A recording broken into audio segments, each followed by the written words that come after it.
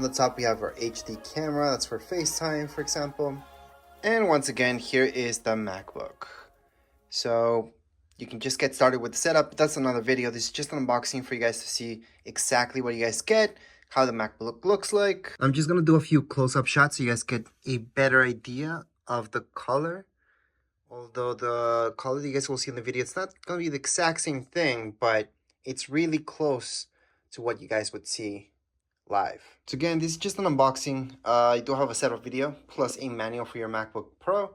If you guys want to watch that, make sure to watch the other video. This is just an unboxing, so we see exactly what's inside the box. However, right now we're just gonna shut down the Mac. So we're gonna force shut it down actually, because we don't want to set it up at this point in time. I just have to hold on to this until it fully shuts down. And there we go. I'm gonna close it up. But anyways, as far as this video goes, we're all done. If you guys have any comments, questions, you guys can write down here in the comments area. Don't forget to subscribe and like. Thank you.